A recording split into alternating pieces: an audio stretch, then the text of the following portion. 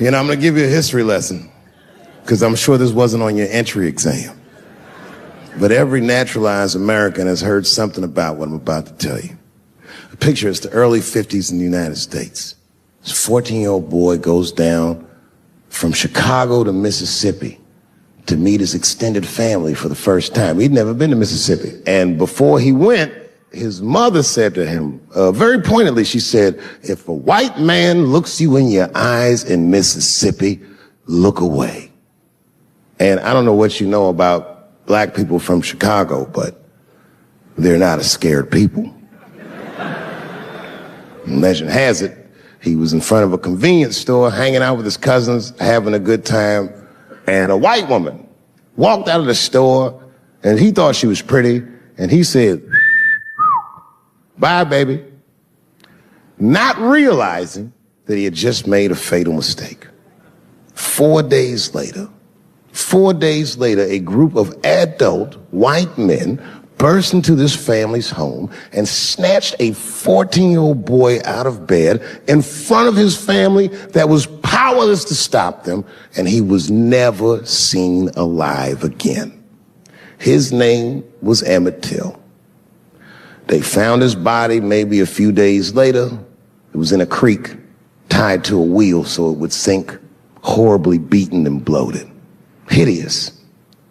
And lucky for everybody in America, his mother was a fucking gangster. She was.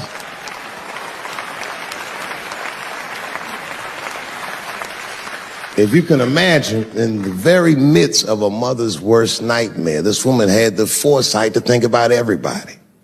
She said, leave my son's casket open. She said, the world needs to see what they did to my baby. And every publication here in the United States, from Jet magazine all the way to the New York Times, had this boy's horribly bloated body on its cover. And if our civil rights movement was a car, this boy's dead body was premium gas. This was a very definitive moment in American history where every thinking and feeling person was like, ugh, we got to do better than this. And they fought beautifully, and here we all are.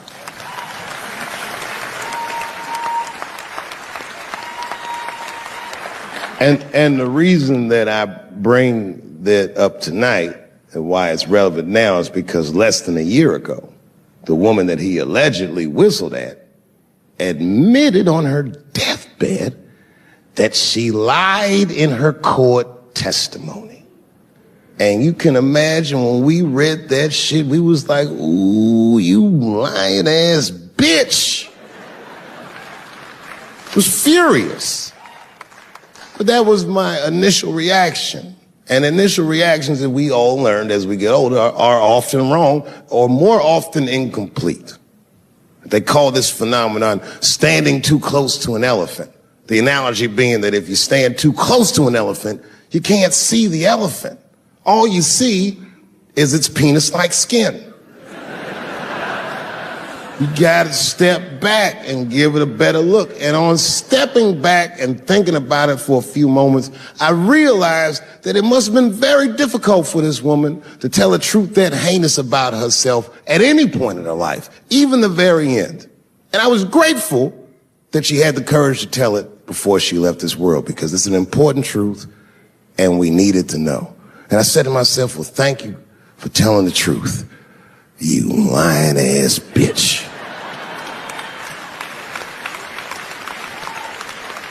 And then time goes on, and then after time, you can kind of see the whole elephant. And it's humbling, because you realize that this woman lied, and that lie caused the murder. But that murder set in motion a sequence of events that made my wonderful life possible, that made this very night possible. How could this be that this lie could make the world a better place? It's maddening. And that's how I feel about this president. I feel like this motherfucker might be the lie that saves us all.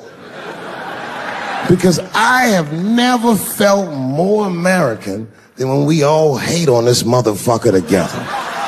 Jesus Christ. It's good. And when it happens, I can see everybody that's struggling. So if I'm on stage and I tell a joke that makes you want to beat up a transgender, then you're probably a piece of shit and don't come see me anymore.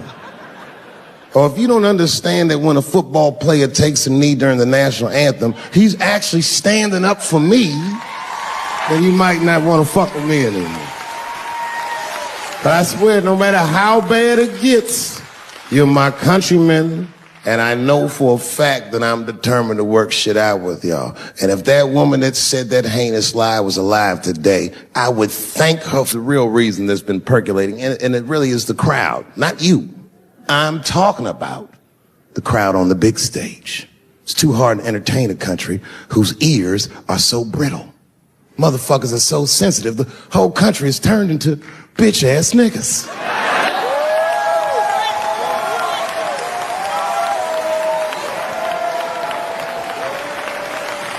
Everything you say upsets somebody. You know, I can remember when it all started. It was when I was doing Chappelle show. When I was doing Chappelle show,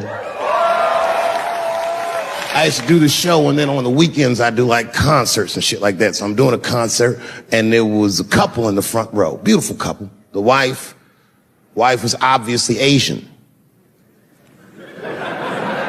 You could see it in her face.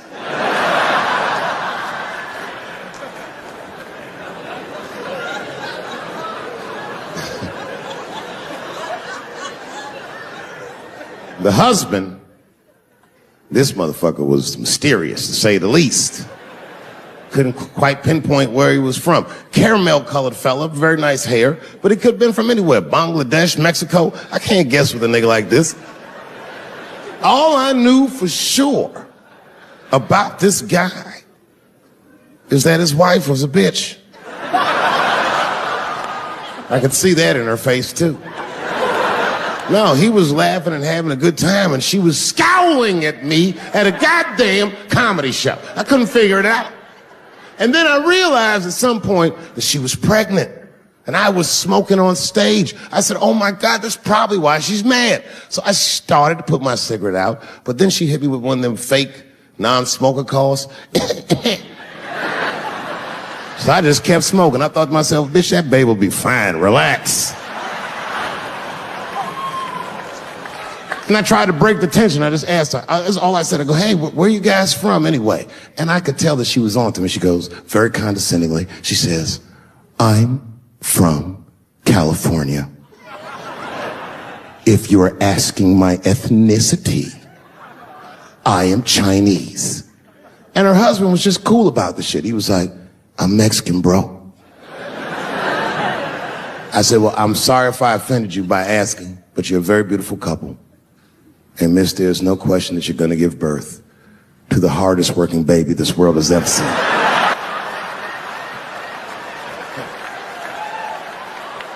That's not a bad joke. She got very upset. She got up to leave immediately, but she didn't just leave. She had to take one last dig at me on the way out. I will never buy one of your fucking DVDs again, Dave Chappelle. I said, ma'am, with all due respect, Chinese people don't buy DVDs.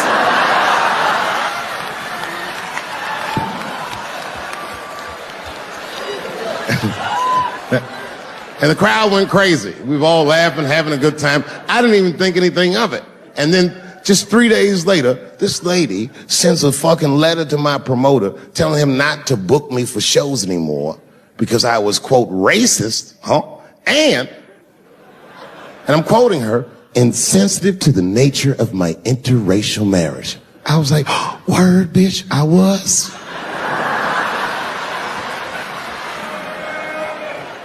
If she had just done a little bit of research, she would know that I myself am in an interracial marriage. That's right. In fact, my wife is Asian too. Surprise, bitch, I'll see you on Thanksgiving.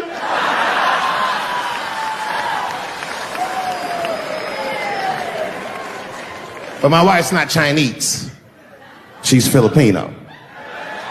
That's right, that's right. And our kids are Puerto Rican somehow, so there you go. Under the name Charles Edward Cheese.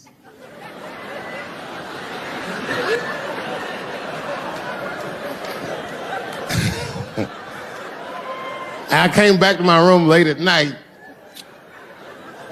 and there was a note. It was like a letter on my desk. It was addressed to Mr. Cheese. So obviously, I'm going to assume that whoever wrote this letter must be an intimate friend of mine. This is not some kind of name that a person would just guess. But then I open the letter, and it turns out I don't know this person at all. It's a fan letter. You know, I'm not even used to the idea that I have fans, but I'm grateful for it. And even though I'm grateful for fans, I don't read those letters. It'd be nice if I did, but realistically, it's like, what am I, Santa Claus, Nick? I don't have time for this. Like, got shit I want to do. I'm trying to chill. Read all these dreams and wishes from strangers. But I read it. I'd already opened it. So I just read the whole letter. And you know what, man? Whoever wrote this letter truly loves me. I mean, they were really fucking nice in the letter. And then they described to me what it was like to come to the show, how excited they were, how much fun they were having.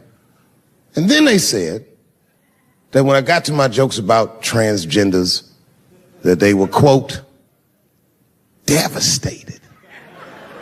Because it turns out that whoever wrote the letter was transgender.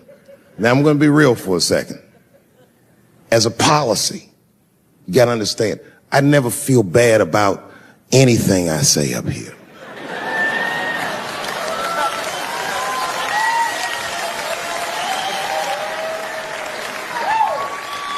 And I would never admit this to you if I hadn't locked your phones up. But it was the weirdest thing. Like, when I read this letter, this shit made me feel bad. I didn't feel bad about what I said, you understand? I felt bad that I made somebody else feel bad. To be honest, I don't even know what I said that upset that person. I have so many transgender jokes.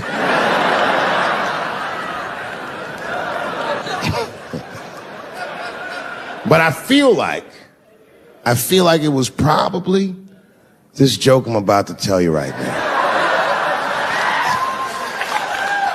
And it's not even that bad of a joke. It's a true joke. I mean, it's not true, but I had read in the paper that Caitlyn Jenner was contemplating posing nude in an upcoming issue of Sports Illustrated. And I know it's not politically correct to say these things, so I just figured, fuck it, I'll say it for everybody else. Yuck.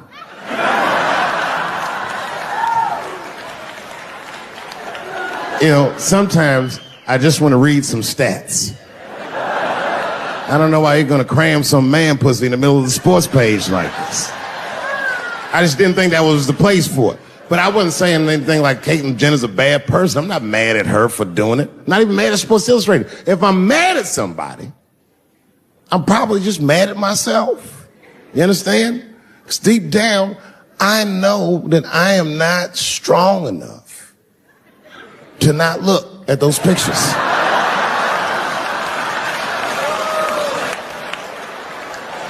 And I don't think I'm ready to see what she's trying to show me. So Caitlyn, goddamn it, if you go through with this thing, bitch, you better go hard or go home. I want you to go all the way. Hustler style. Do you know what hustler style means, miss? That means spread the lips.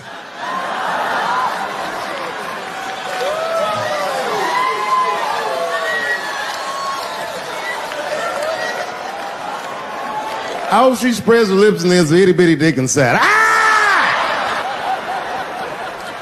The show is behind the curtains.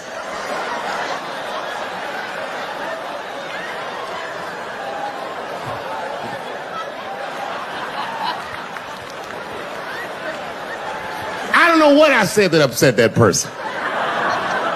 But I'm shaving cream on his balls. Like, why, motherfucker? Why would you do that to a friend of yours? He trusted you enough to sleep around you. You gonna put a carrot in his ass? Is that nice? I I tell you right now, if I put a carrot in a black dude's ass, a nigga will kill you when he wakes up for some shit like that. That is an automatic death sentence on the street. It's a rap for you. I'm gonna kill that motherfucker. I thought y'all was friends, baby. What happened? I fell asleep at his house, right? We was drinking, and I fell asleep at his house, and while I was sleeping, right? I'm just gonna kill that motherfucker, all right? That's all you need to know. And fuck carrots. But everybody's getting along. I see that shit. I see it all around. Blacks and whites don't fight so much. You know who don't have no beef with anybody is Asian people. I see how y'all be doing. Y'all just lay in the cut. Only people Asian people beef with is other Asian people. Like if you call a Korean guy Chinese, I've done this. They will flip out. Hey! What make you think I'm Chinese? I am Korean. I look Chinese. Yes, motherfucker, you do look Chinese. That's why I said it.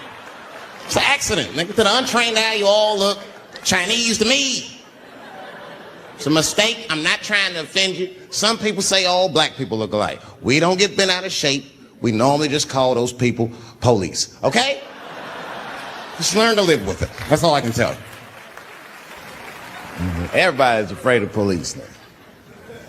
Scared to death of these police. I am, nigga. I got a police scanner. First money I got, this is the first shit I went out, bought me a police scanner. I just listen to these motherfuckers before I go out, just to make sure everything's cool. You hear shit on it. Calling all cars, be on the lookout for a black male between 4'7" and 6'8". Staying in the crib tonight, fuck that. Gotta work on that alibi for a minute. Every black person needs an alibi. I do them impromptu joints. If I'm by myself and need out, I'll just open up the windows in the apartment, turn all the lights on, stop beating off right in the window. Look at me. Hey, everybody, look, it's me, Dave Chappelle. I'm crazy. I'm jerking off. Note the time, motherfuckers. It's 2:35. Look at me. I'm jerking off in the window. 2:35. Comedian Dave Chappelle is June 10th. Note the time.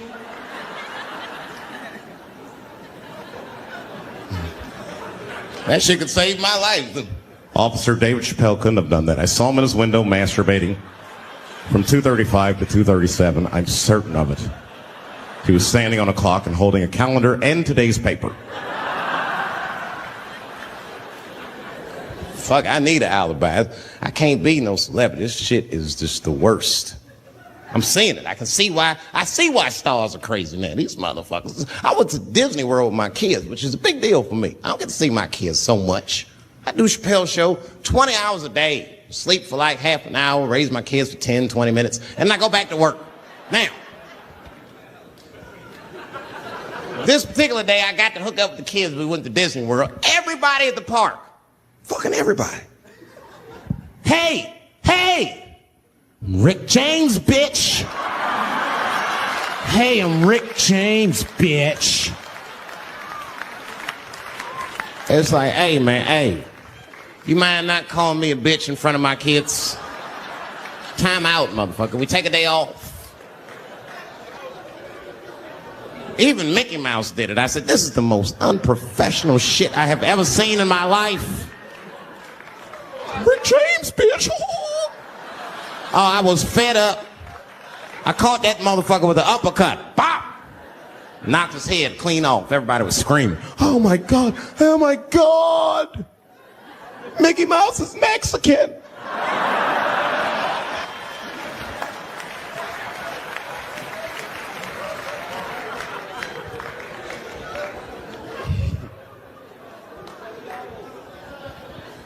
I had a terrible time in Disney World. Disney World is like a whole nother country anyway. They got their own currency. That shit is ridiculous. As soon as I check in the hotels, welcome to Disney World, Mr. Chappelle. Can we interest you in some Disney dollars? Nah, man, I'm cool. You can't buy weed and pussy with Disney dollars. Like, I'm on vacation. I like them greenbacks. You know what I'm saying? It's the kind of money people spend. People is very particular about that. I saw that. That was one of the main stories from the war. Was the first big thing we did was they said, now that Iraq has been liberated, we have managed to take Saddam Hussein's face off of the money. And I'm not gonna lie, when that press conference came off, I was like choked up. I was actually proud to be an American, because that is a very subtle psychological nuance of oppression, to have a dictator on your money. And it's thoughtful to be able to take that motherfucker off for the goodwill of another person, right? But then I thought, well, if you could do that for Iraq, what about our money, man? Our money looked like baseball cards with slave owners on. George Washington is the worst of the worst. Yes, I said it. You mythologize this motherfucker like he was the greatest dude, man. If I went back in time with a white person and we saw George Washington walking in front of our time machine, my white friend would probably be like, oh my God, Dave, look, there's George Washington. It's the father of this great nation. I'm gonna go shake his hand. I'd be on the other side like, run, nigga, George Washington. And we'd both be right. You like him because he wrote the Declaration of Independence and all that shit. We hold these truths to be self-evident. All men are created equal. Go get me a sandwich, nigger, or I'll kill you. Liberty, justice for all. Am I wrong? Am I wrong? Wait a minute, did he not own slaves? Didn't he own slaves? That's all I'm saying. I almost protested the war in the beginning. Almost. Until I saw what happened to them Dixie chicks. I said, fuck that. If they'll do that to 3 white women, they will tear my black ass to pieces. I don't want to hear that shit. Yeah, man, they would. But I'm like, for real, why you care so much what the Dixie chicks say? It's not like they political scientists and nothing. They just bitches that can sing good. You know what I mean? Stop worshiping celebrities so much. Just don't pay attention. I remember right around September 11th, Ja Rule was on MTV. That's what they said. They said, we got Ja Rule on the phone. Let's see what Ja's thoughts are on this tragedy. Who gives a fuck what Ja Rule thinks at a time like this? Nigga, this is ridiculous. I don't want to dance. I'm scared to death. I want some answers that Ja Rule might not have right now. You think when bad shit happens to me, I'll be in the crib like, oh my God, this is terrible. Could somebody please find Ja Rule, get hold of this motherfucker so I can make sense of all this. Where is Ja? Guide me, Ja Rule.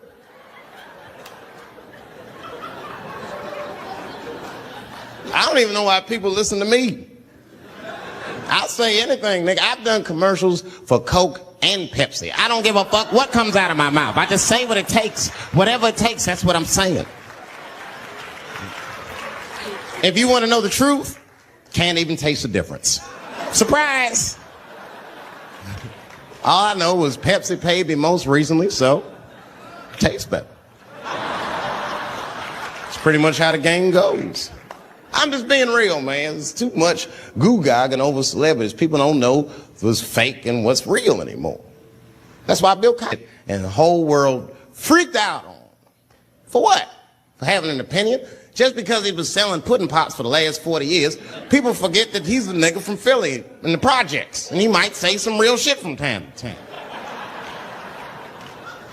It's not that big of a deal. I spoke at my old high school, and I told them kids straight up, if you guys are serious about making it out of this ghetto, you gotta focus, you gotta stop blaming white people for your problems, and you've gotta learn how to rap or play basketball or something, nigga, you're trapped.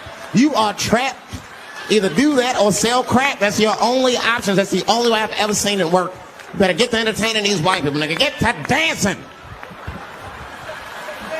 Go on out there and be somebody.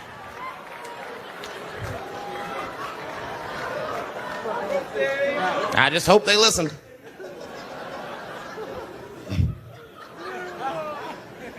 This shit is ridiculous. People worship television. They worship this shit. You know, like if you watch a movie, right? Say you're watching a movie and one character says to another character, say, hey, what's your number, man?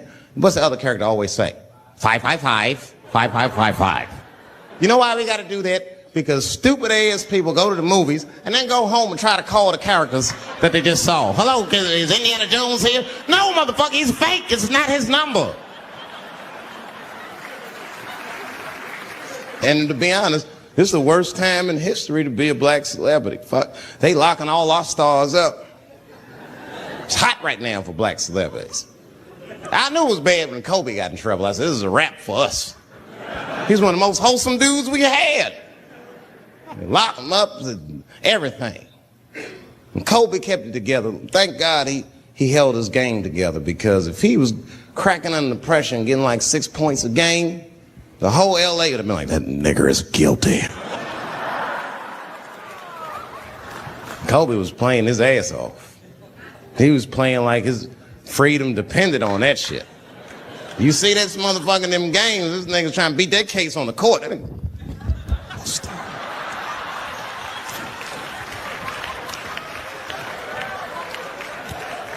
Like the judge threw him the ball, like, play for your freedom.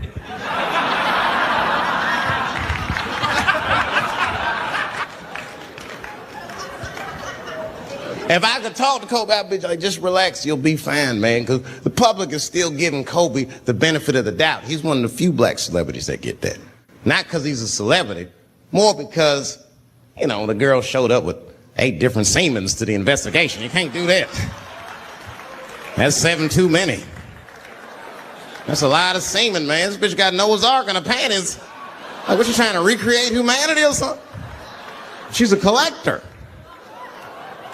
She got every unsolved mystery. The answer might be in this girl's paint. That's the first place I look. OJ's other glove is in there. Bigfoot's footprint. 3 CSI reruns is in that motherfucker. They got the most diabolical draws ever. Fuck being a celebrity. This is not the time to be a black star. They locking all our stars up. Black celebrities, this is a witch hunt for us, man. God damn it. It's all OJ's fault. Ever since OJ got away, white people have just been locking up our stars one by one. It's true. And it's not even OJ's fault. It's our fault. We celebrated too openly when OJ got acquitted. We should have been quiet about that shit. As soon as they're not guilty, niggas just dance. Oh, in your face, nigga, in your face. It hurts, don't it? It hurts. Burns, doesn't it, nigga? Ooh, that justice system burns, doesn't it? Welcome to my world, motherfucker, all that shit. White people wanted OJ's ass bad. City of LA spent over $12 million just trying that motherfucker. And the look on white people's face when he was acquitted, priceless. Priceless.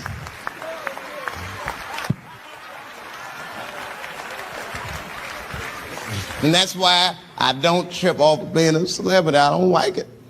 I don't trust it. There's 1 minute they all love you, the next thing you know, you're in front of that courthouse dancing on top of a car just trying to figure out what the fuck happened to you.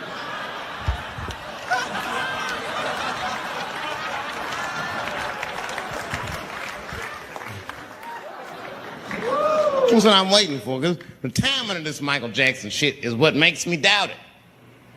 Every time this war is going out of control, or the economy gets bad, or something is wrong with the world at large, it's always these moments in history that Michael Jackson will coincidentally jerk off a kid. This is getting ridiculous. Like, are you planning this shit? Do you have meetings? Michael, thank you for coming. As you know, Michael, the war has not been going as well as we expected. There's been a lot of hiccups, and the public is asking us a lot of questions, of course. And, well, Michael, there's no nice way to say this, and all I know how to do is be direct, so let me just be direct.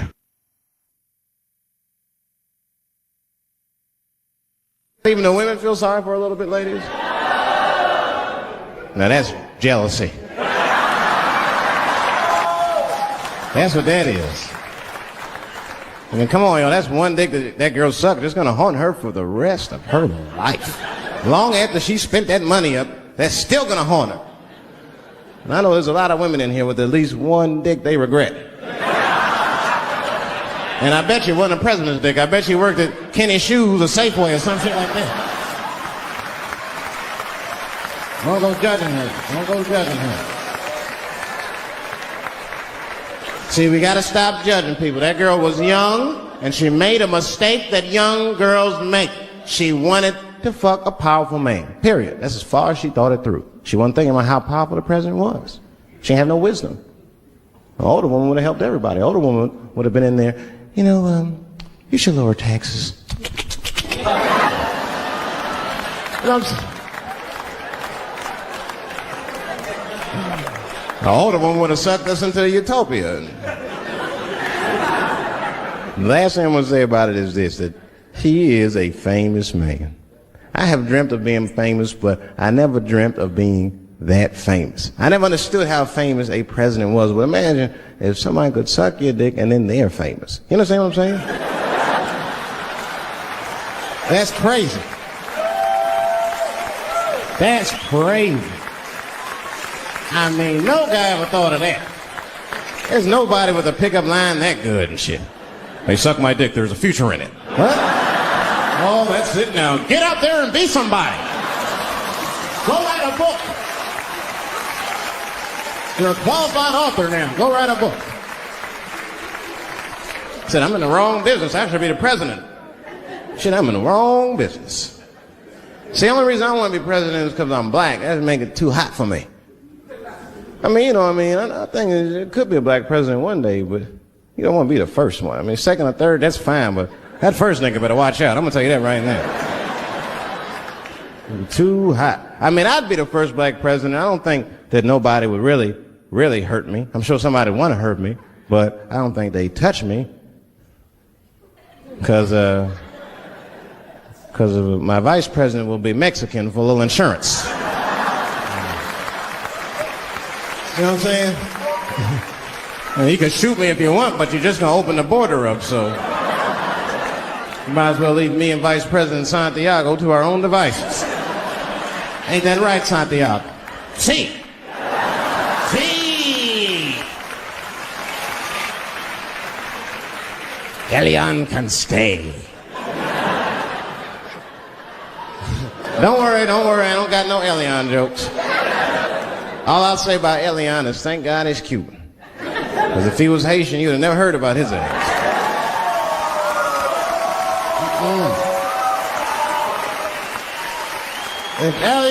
If Elian Gonzalez was Elian Lumumbo from Haiti, they'd have pushed that little rubber tube right back in the water. Sorry, fella, all full.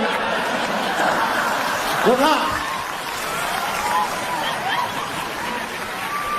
The only thing in our society that bothers me the most is the way that men and women don't get along no more.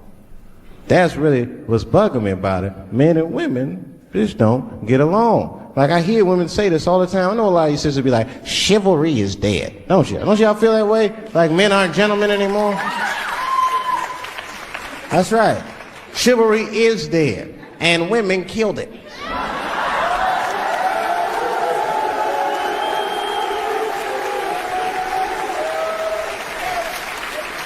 It's a fundamental difference in the way we're going to see things. We're not going to see eye to eye on this issue. We're just not. Our tests in life are different. A woman's test in life is material. A man's test in life is a woman. Now, by test, I mean that those are the things that we desire. Men have nice cars. Not because they like nice cars, because they know women like nice cars. That's how it goes. Because men are hunters, and the car is the bait. And a woman comes and says, ooh, nice Porsche. Gotcha, bitch.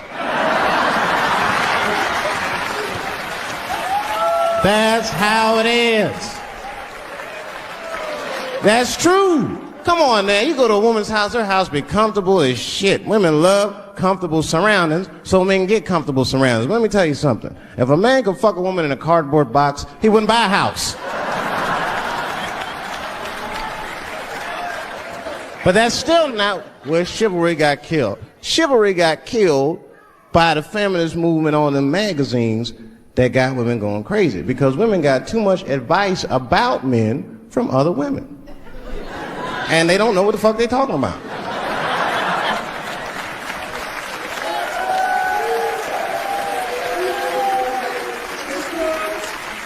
It's true.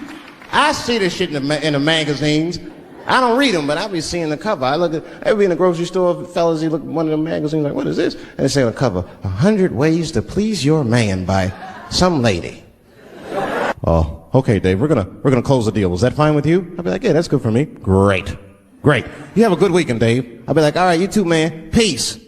Oh, all right, bye-bye.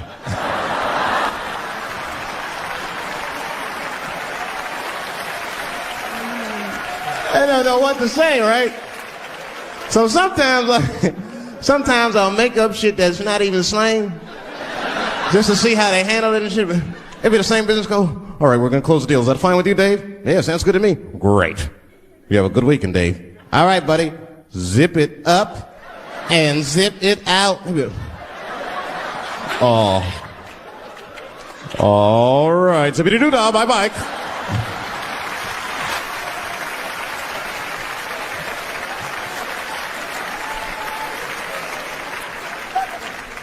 Sometimes, sometimes racism works out in black people's favor. Now, it doesn't happen often. It happens very rarely, but when it happens, it is fucking sweet.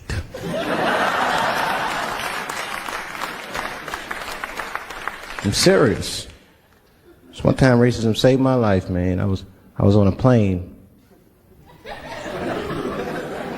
I was coming from overseas.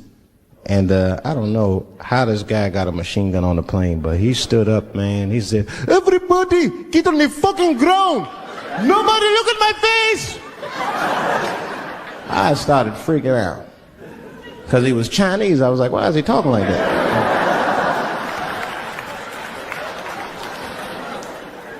He was screaming and crying. I was the only brother on the plane. Well, I thought I was the only brother. I looked over. There was one other black dude. He was from Nigeria. I looked over at him. He was looking right in my face, man. He didn't say two words to me. He just looked at me. He was like...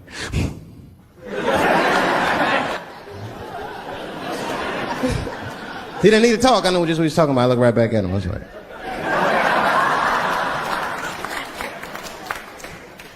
Some white dudes on the front of the plane seen us. They were like, oh my God. I think those black guys are going to try to save us.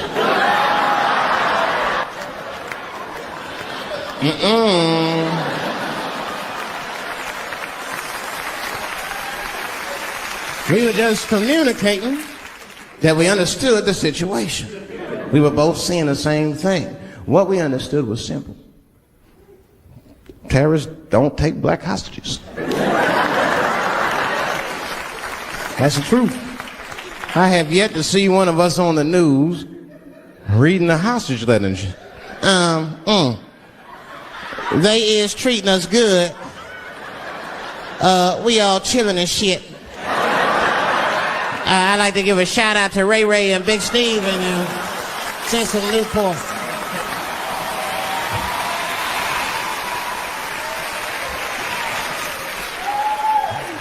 You're not gonna see it.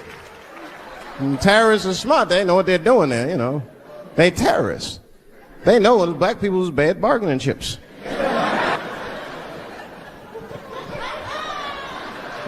They called the White House and said, hello? We have got 5 black... Hello?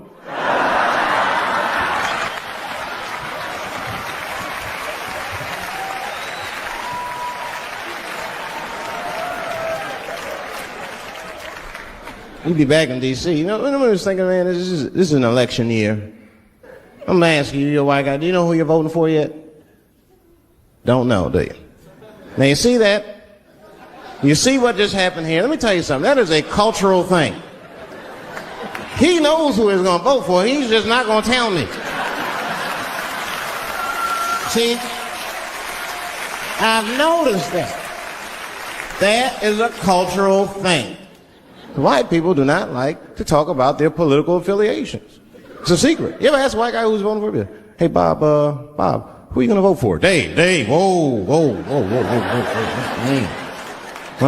Take it easy now. Take it easy. So anyway, I was fucking my wife in her ass, right? And I mean, it was something else.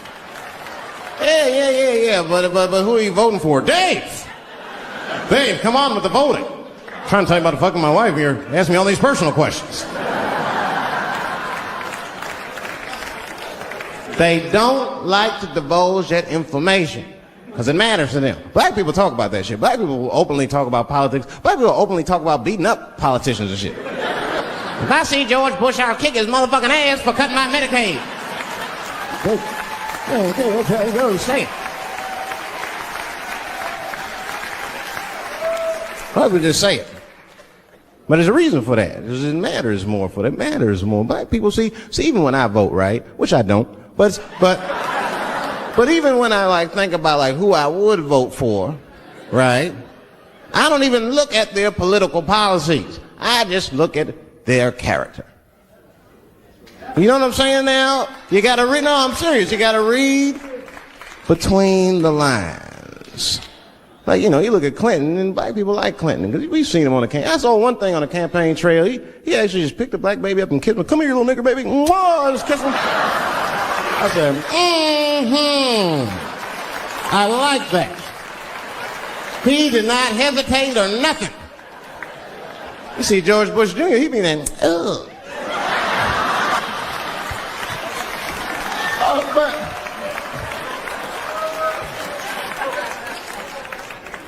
Like, see, I'd never vote for George Bush Jr., but I don't know George Bush Jr.'s politics. The only thing I know about George Bush Jr. is that guy sniffed cocaine. That's right. Now, listen, we cannot have that shit in the White House. That might be fine for a mayor, but goddamn it, not in the White House. Not in the White House. You know what I'm saying? The stakes are too high in the White House. Can't have no cokehead president. He be selling nuclear secrets for $20, $30 and shit. Could be in meetings embarrassing America. Come on. Sign the treaty, baby. I suck your dick. Like, what the? Mr. President. Mr. President, that is not how we do business here, sir. Stop sucking the ambassador's dick. No, let them finish.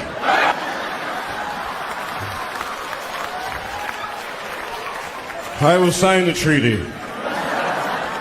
There will be peace in Israel, finally. I'd vote for Clinton again if I could. At least it's always better.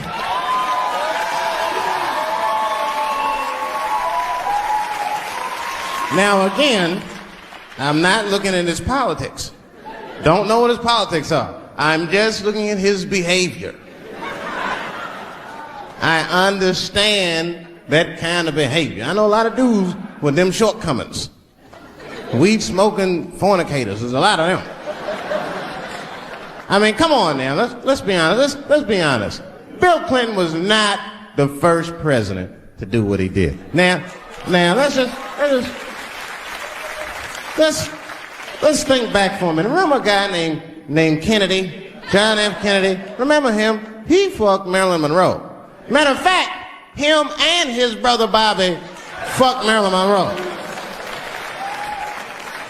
And history doesn't talk about that much. You know why history doesn't talk about that much? Because those 2 pages in history are stuck together. They was getting it on. They were getting it on. I seen the tapes. Remember the tapes she'd be singing on there? She was party, stressing them out. Limousine driver. He was a nice guy, talking to me and shit. Oh, hey, where you from, dog? D.C.? Word? That's a rough city, man. And his cell phone started ringing. Hold on 1 second. Hello? Oh, what's up, nigga? What? What the fuck? Slow down. What the fuck? No! Fuck that, nigga. Fuck it. I'm on my way. Woo.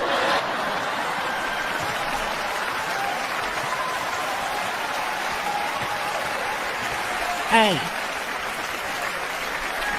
I gotta make a stop real quick.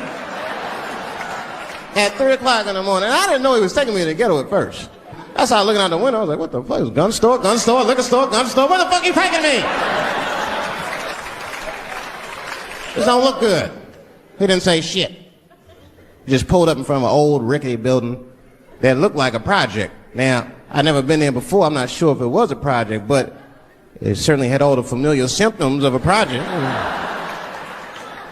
A fucking crackhead ran this way.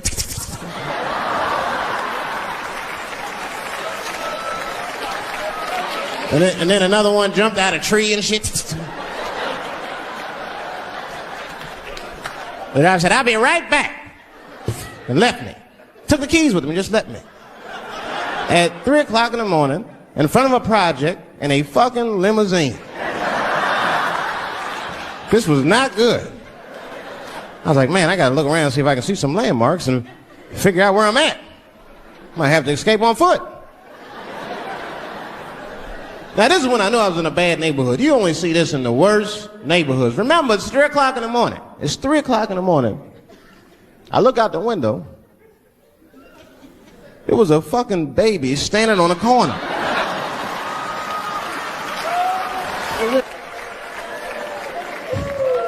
And just at that very moment, one of the crackheads was running across the street and got hit by a car. I know it was a hit and run. The police did it. That's all right. They sprinkled some crack on him and got back up.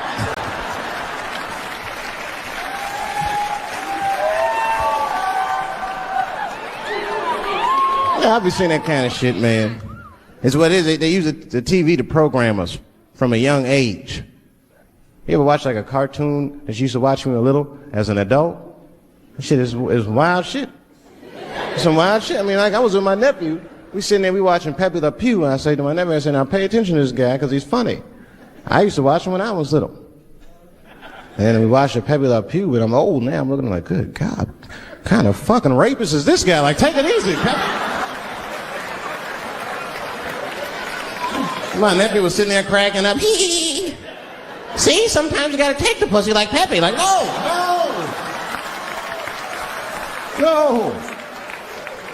I had to turn the channel real quick. I turned on Sesame Street. I said, oh, Sesame Street. This is much better because now he'll learn how to count and spell. But now I'm watching it as an adult and I realize Sesame Street teaches kids other things. It teaches kids how to judge people and label people. That's right. They got a character on there named Oscar. They treat this guy like shit the entire show. They judge him right in his face. Oscar, you are so mean. Isn't it, kids? Yeah, Oscar.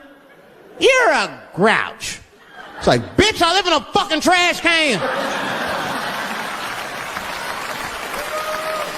I'm the poorest motherfucker on Sesame Street. Nobody's helping me. Then you wonder why your kids grow up and step over homeless people. Get it together, grouch.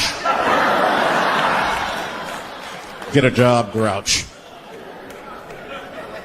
So don't even tell me how to get to Sesame Street. That is a terrible place. I wouldn't go there if I knew the way. Who would want to live in a neighborhood like that? They fuck who's close to them. I can tell that's what Clint was up to. Look like he just stuck his head out the office door and shit. Oh, boy. You, come here. I need my penis up for my 3:30, come on. Oh, boy. He's probably looking at Kennedy's picture and shit. Oh.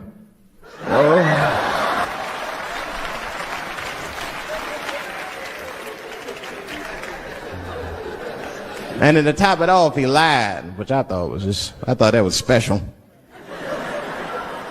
I did, man. I know how he did. I've been accused of having sex with a girl I did not have sex with before, and let me tell you something. That shit is infuriating. You ever go through that? You know, it'll make you crazy. You be screaming at your best friends. I didn't touch that bitch, nigga. I'll kill you. Fuck you, nigga. I'll kill you. Please believe me. Please believe me.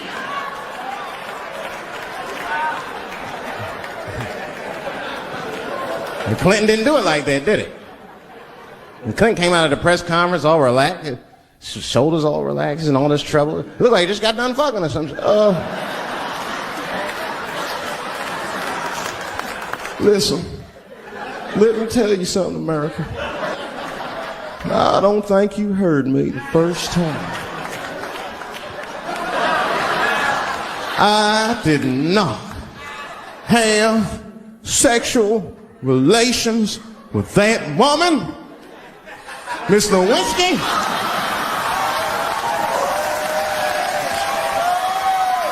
You know he did. You know he did.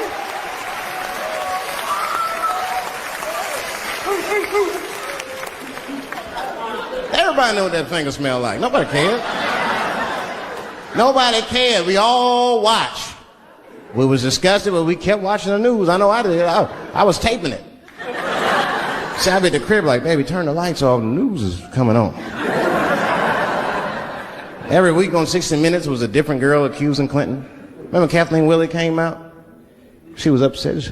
The president called me into his office. He began massaging my breast slowly. I'm sorry.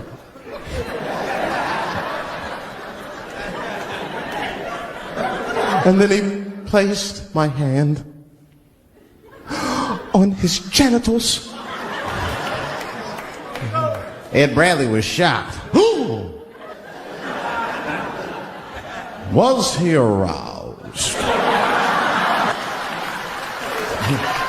I was at home like, yeah, was he aroused?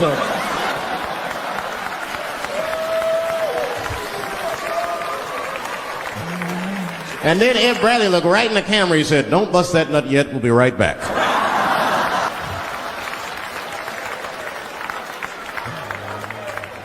Oh, man, the news had never been so good. But there were no victims. There were no victims. Only one I feel sorry for is that Lewinsky. I feel a little sorry for her. Don't y'all feel a little sorry for her, though? God damn, y'all, come on, man. You have a heart. That's a hard thing to be famous for, man. I mean, nobody want to be a little bit, ladies? Now that's jealousy. That's what that is. I mean, come on, y'all. That's one dick that girl sucked. It's going to haunt her for the rest of her life. Long after she spent that money up, that's still going to haunt her. And I know there's a lot of women in here with at least one dick they regret.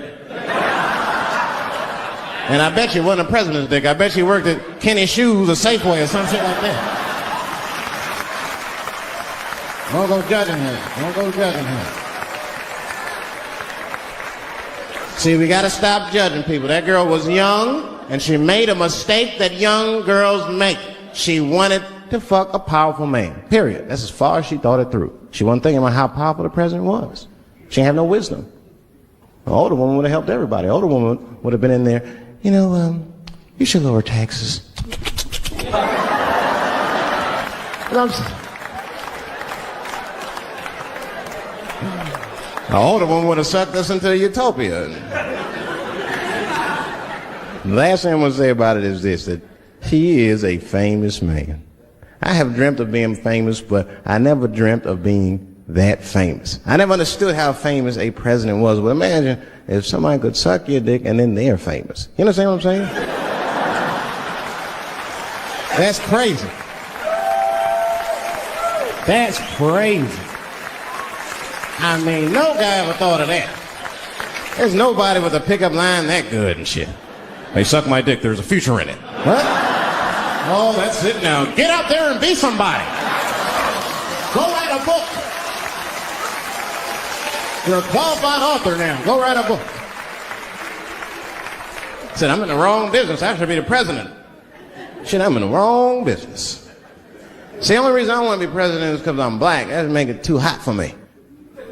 I mean, you know, I think it could be a black president one day, but you don't want to be the first one. I mean, second or third, that's fine, but that first nigga better watch out. I'm going to tell you that right now.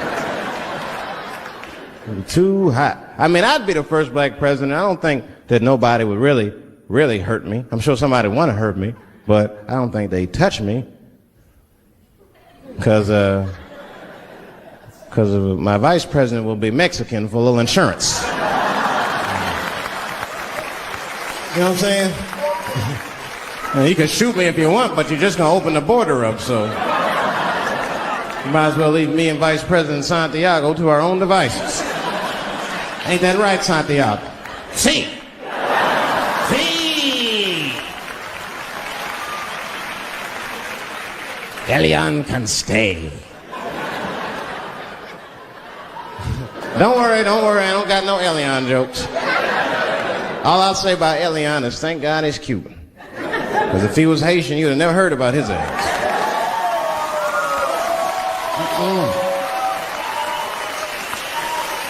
If Elian Gonzalez was Elian Mamumbo from Haiti, they'd have pushed that little rubber tube right back in the water. Sorry, fella, all full.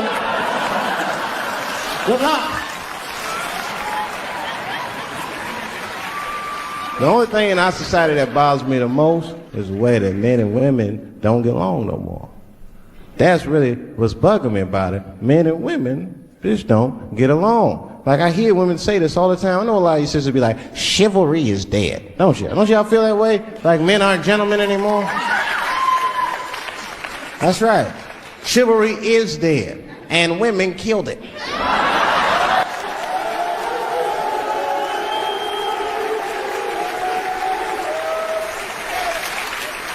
There's a fundamental difference in the way we're going to see things. We're not going to see eye to eye on this issue. We're just not. Our tests in life are different. A woman's test in life is material. A man's test in life is a woman. Now, by test, I mean that those are the things that we desire. Men have nice cars. Not because they like nice cars, because they know women like nice cars. That's how it goes. Because men are hunters, and the car is the bait. And a woman comes and says, ooh, nice Porsche. Gotcha, bitch. That's how it is. That's true. Come on now, you go to a woman's house, her house be comfortable as shit. Women love comfortable surroundings, so men get comfortable surroundings. Let me tell you something. If a man could fuck a woman in a cardboard box, he wouldn't buy a house. But that's still not where chivalry got killed. Chivalry got killed by the feminist movement on the magazines that got women going crazy, because women got too much advice about men from other women. And they don't know what the fuck they're talking about.